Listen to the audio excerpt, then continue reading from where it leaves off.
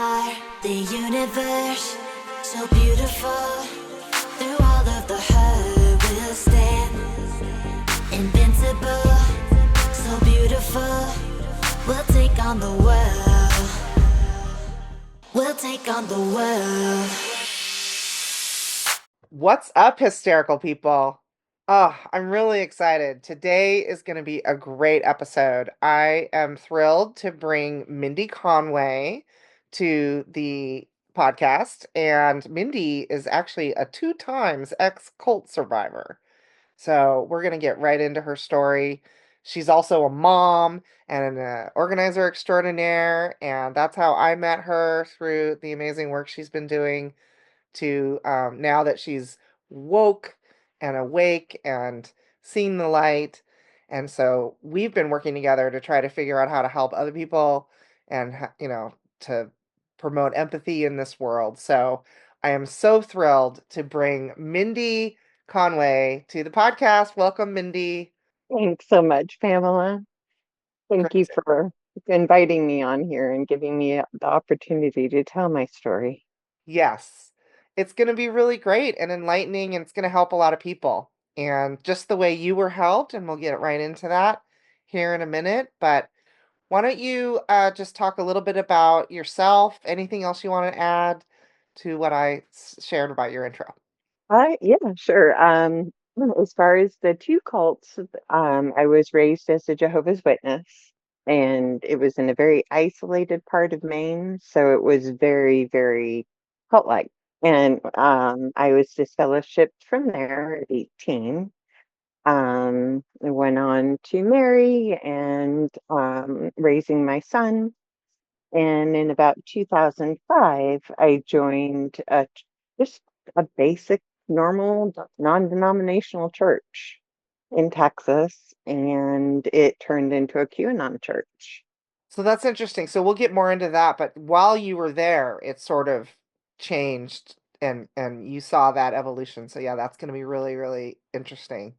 But what you just said about the Jehovah's Witness, I want to make sure that it's clear. So you were basically a child in that cult, but and you said you were what was the term? Disenfranchised or dismembered? Disfellowship. Disfellowed. Well, that's what Dismembered. it feels like. It feels like you're being dismembered Yeah. because they cut you off from all of your family and all of your community when Yeah. they do that. So yeah, that's it's their form of excommunication, from the Excommunication. Catholic Church. Right. But yeah, they call it disfellowshipping. Disfellowshipping when you were 18. So can you just talk a Mm. little bit more about that? Like what led to Yeah. that? Well, growing up within that church, sorry, within that cult, I can't mince words. They're both cults. But growing up in there, the first thing I faced child sexual abuse, and they definitely have not only a grooming mentality, but also the elders have it within their manual, I've since learned, to protect the church and those who might be doing wrong to children rather than protecting the children. So they're actually told in their manual not to call the authorities if a child says they're being abused. So I grew up in that. And I was their golden child. I was planning on becoming what they call a pioneer, basically someone who full time is going and knocking on doors. And I happened to meet my now ex-husband, who is also my son's dad.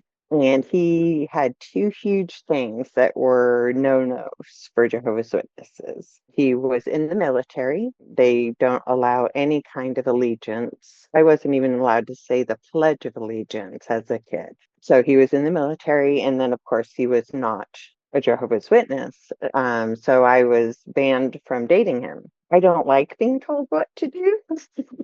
So he and I kind of snuck around for a little bit, about 6 months, and we got caught by my grandparents who were not Jehovah's Witnesses. And through that experience, I saw a stark contrast. My grandparents, they were mad at me because they got scared for one thing, but they wanted to meet him, they wanted to get to know him, and see who it was that I was that interested in. And then on the other side, when I went home to Maine, nobody wanted to talk about it at all. It was just, you're going to stop seeing him, and that's all there is to it. And then when I said no, they took me into, it's called a judicial hearing with like 5 or 6 elders, all men in their 60s and 70s, and sat around me as a 17-year-old at this point. And really, a 17-year-old had like never been kissed or we'd never done anything. The elders, they asked just the most inappropriate, very detailed questions. And my mother made the decision to stay outside of the room while they did that. So the contrast again between my grandparents' loving concern and my mother choosing her church over her own firstborn child really opened my eyes a lot. Wow. Yeah, that's so sad. I'm so sorry that happened. When someone is disfellowshipped, nobody in the congregation can speak to them. Even their own family members are directed not to speak to them. That's their form of shunning. Yeah, even my own mother was like, I was at that point kicked out of my house and had a wonderful friend who took me in for a few months before Jason and I moved in together. But yeah, I it was shocking to be that young and then have just everyone around you gone. Yeah.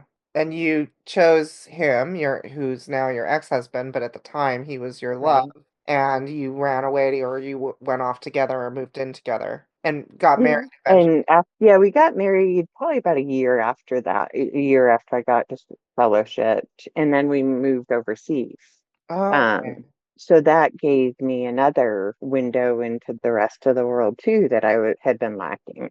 Yeah, I definitely think a lot of people that live in their little bubble and, or have their head buried in the sand are not well traveled and don't have that exposure to other Mhm. cultures and just have that perspective. I think it's so important.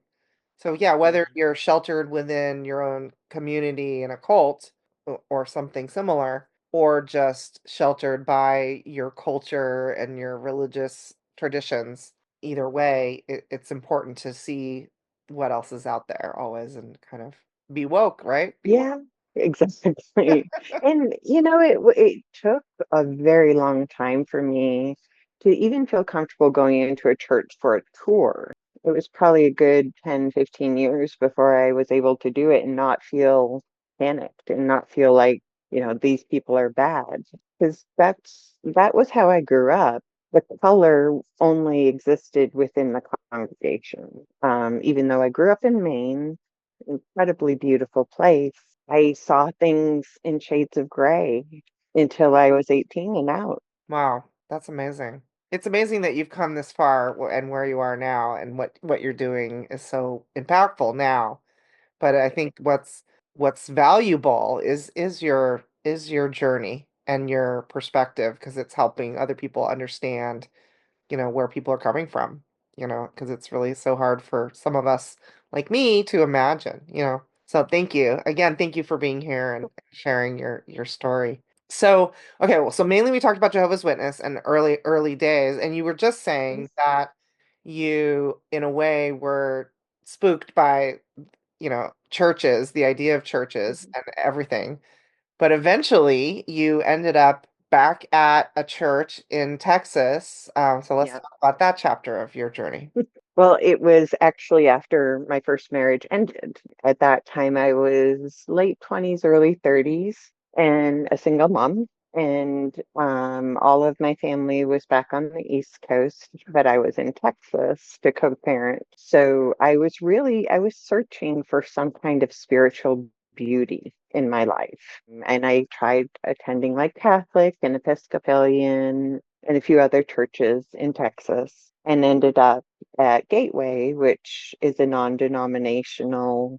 At that time, it only had one like church building, and it was normal. It didn't. No alarm bells went off. I felt comforted when I first went in there, but over the 15 years that I attended, it went full blown QAnon. Wow. Yeah, that's crazy. But I guess not surprising because I think it does start a lot of times in the church. And so yeah, maybe can you describe a little bit what you mean by that, how things Yeah, changed sure. over time. Yeah, the first thing that I was comforted by was, these people aren't like Jehovah's Witnesses. They're teaching from the real Bible. Jehovah's Witnesses have written their own version. So it was like, okay, they're teaching from the Bible. But then as time went on, they started sermons that really set off, I call them my spidey senses for cult teachings. For example, you hear about red pill, blue pill, like in the Matrix movies. And one of the things that I started walking out on were red pill sermons. At first, I thought that they were using a pop culture reference to tell make a biblical or spiritual point. And then I realized, no, they're saying it's real, like, the red pill, blue pill thing and people being a part of the matrix. They were really pushing that as a belief system. So at that point, I started reading those and really noticed again a lot more that they were having people come in and speak from the pulpit who had no reason other than political manipulation, really. Another one that I watched out on was Glenn Beck when he spoke at Gateway. But the biggest thing was it exploded. When I joined back in 2005, there were 15,000 members, which is still a big church. Yeah. But last year I learned that their weekly attendance is 100,000 every weekend. Oh my God. And that's what the claw out of me because I watched how they manipulate the vulnerable, especially like single parents or the elderly or, really anybody in a vulnerable place in their lives. They really took advantage of it. Yeah. Well, you said that you had been divorced and you were seeking Right. community, and that was one of the things Oh, that yeah. brought you to the church to begin with. And that was something I found in Texas is, your social life and your community really did revolve around church. Right. If Um, you which, didn't belong to a church, you didn't have any friends. You really didn't have any social life. Yeah. yeah. Wow.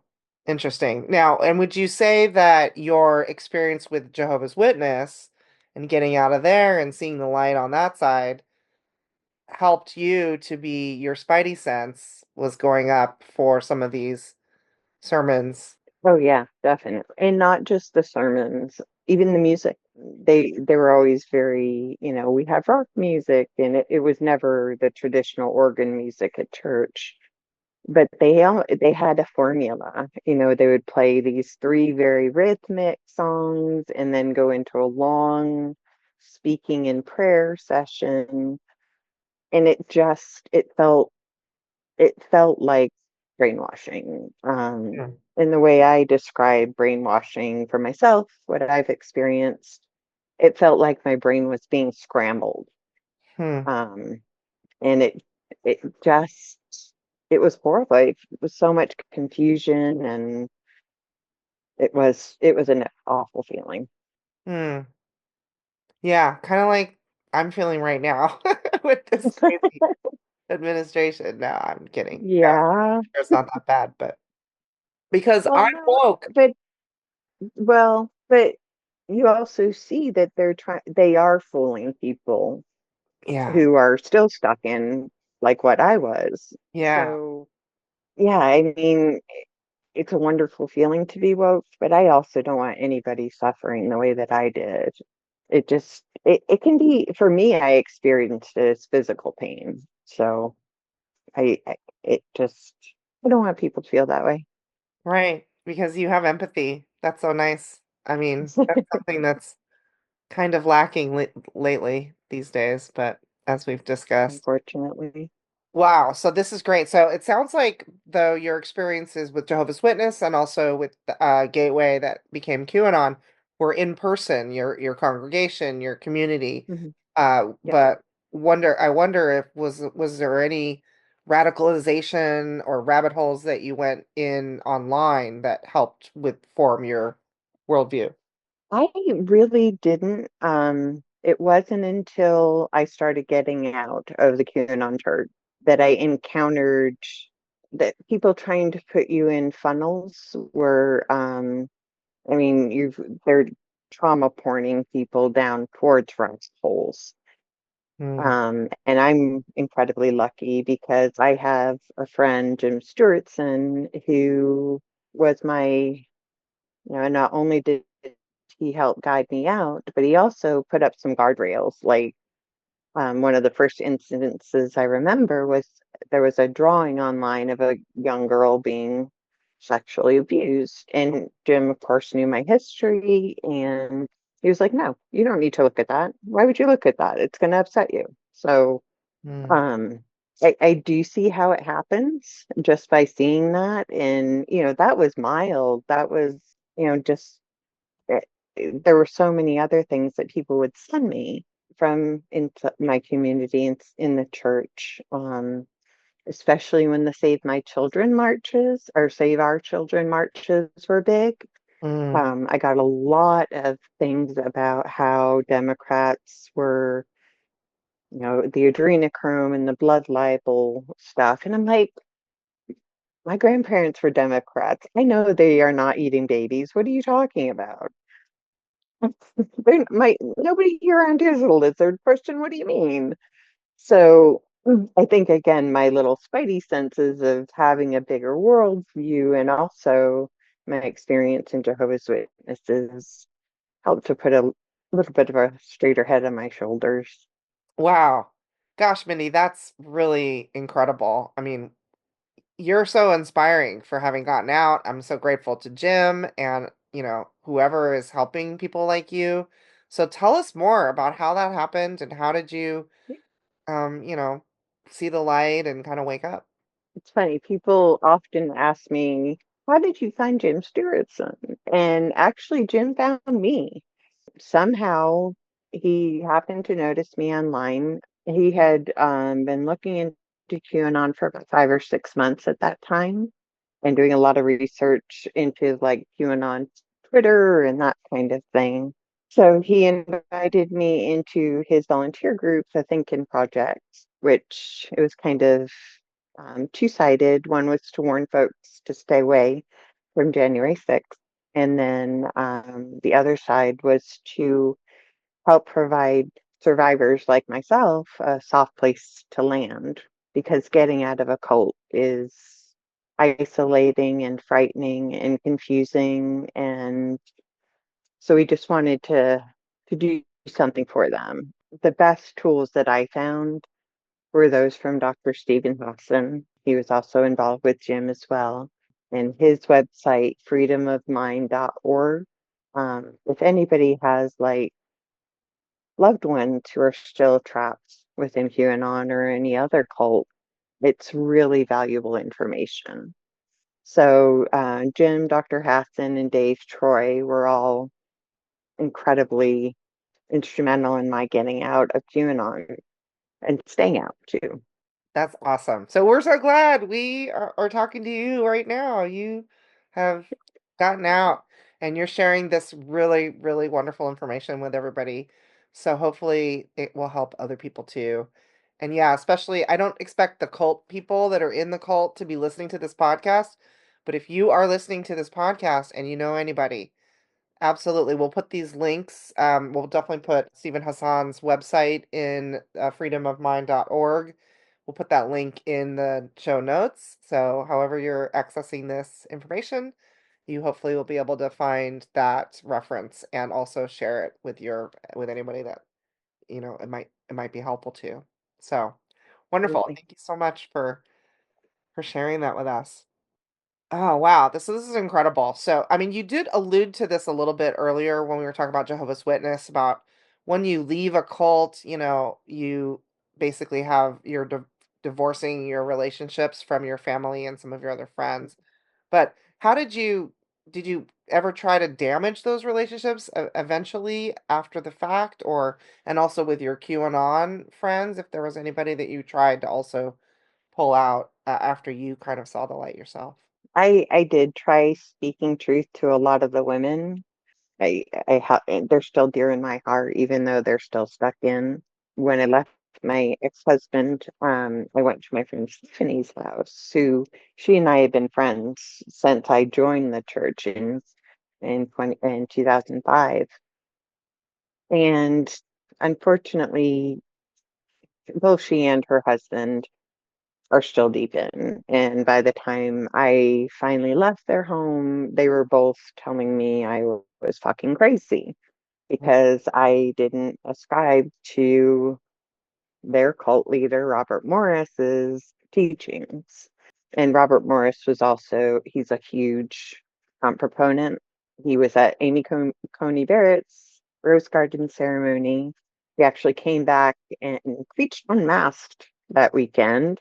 Mm, And that was long before we had the vaccine, which that's not Christian love to me, but what do right. I know? I'm fucking crazy according to them. But I'd rather be crazy in their eyes than compliant to what they're trying to do.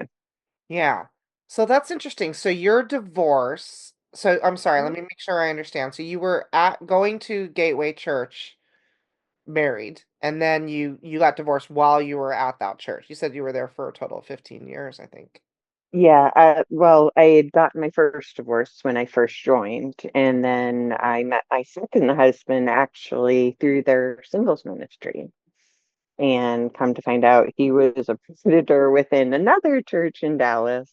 So that marriage failed as well. But I've moved 1,500 miles from Texas back home to Connecticut and obviously left that church in that community and him. So I'm on my way. I'm so happy for you that you got out. What a harrowing experience. My heart goes out to you and all of those who are still stuck. You got to get them out too. So that's why this is so incredibly important. And thank you again for being here today. Um, Absolutely my honor. One of the things that I do tell folks who may have loved ones trapped in is just if you can do this without your healthy boundaries being violated, keep the lines of communication open. Don't attack their belief system directly because the defense mechanisms will go up immediately. But if you can connect with them on old music that you both used to love or, a memory from when you were both kids, it's important to just have someone you can touch base with reality with again. Oh, that's great. I'm sure that's incredibly helpful. So, is there anything else that you can share about like what has changed with your worldview?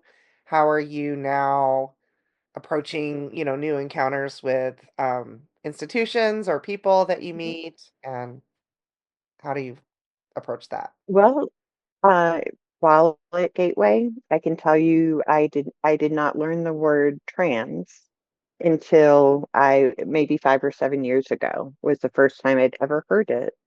Wow. And, and I talk with friends from other parts of the country, they're shocked. But their in their information system is also very insular. For example, at Gateway, I found most people were getting their news either from thoughts, Facebook, or from church friends. So I know that since leaving there, I've become very vocal about human rights for everybody.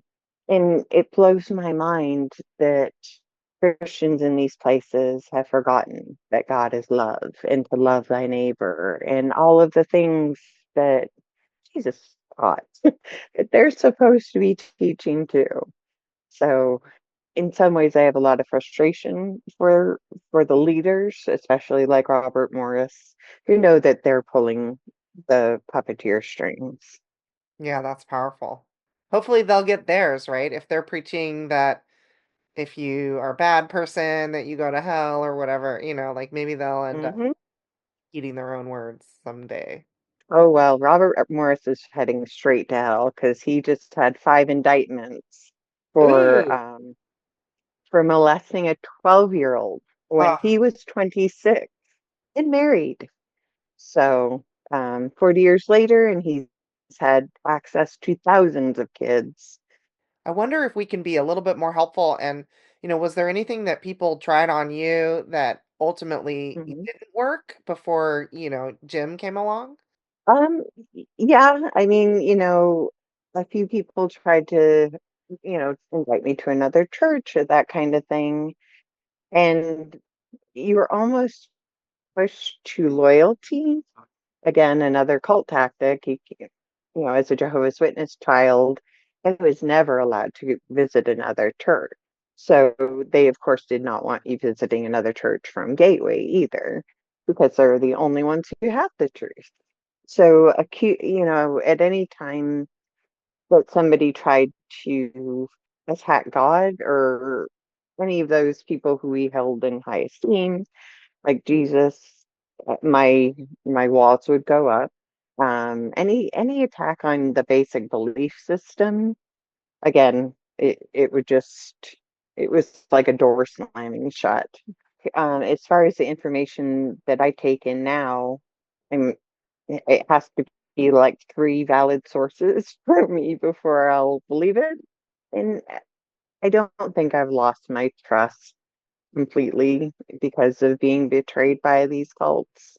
One of the things that I'm really proud of and really happy about is I've maintained a belief in something bigger than myself. I'm sorry, not religion at all anymore. I haven't been inside of a church at least for 5 years. And I'm okay with that. And it doesn't feel wrong like it used to. So the fact that I've come out of this with my humanity intact and not othering people like they do, unfortunately. I'm proud of myself for that. And I'm incredibly grateful to Jim and Dave and Dr. Hassan for helping to guide me out. That's so great. That's so wonderful. And I'm so glad to know you. And I mean, my eyes were opened after meeting you and talking to you about your experience because I have been othering MAGA people as bad, evil, ignorant and stupid and all of those things. Everything else too. And I had to wake up and recognize that there are, maybe a lot of some of them are bad and evil and all that stuff. But there are some Sure. really amazing people that are just stuck. They were vulnerable and they got into this thing and they just don't have the wherewithal.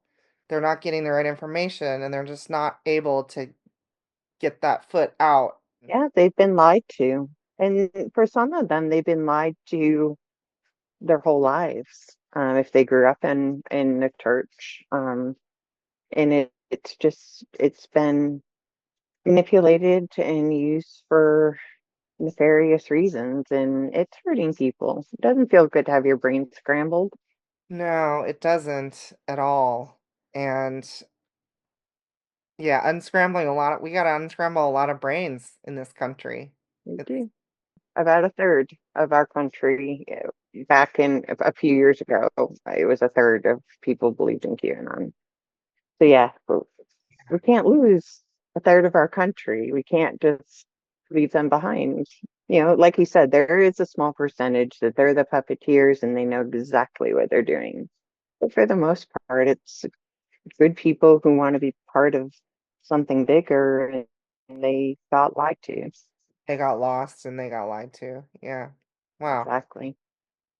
So, well, we're going to talk about the truth. We're going to keep telling the truth. Thank you for telling your truth and speaking truth to power and making the right choices for yourself and to help other people now with your sharing of your story. So, thank you again. Thank you so much. I appreciate it.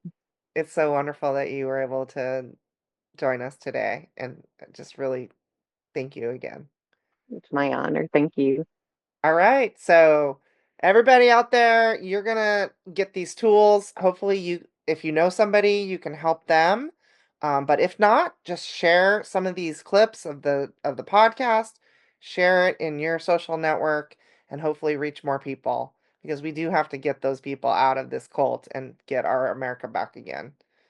So, thank you again, and thank you everybody for listening, and stay hysterical, everybody. We are the universe, so beautiful.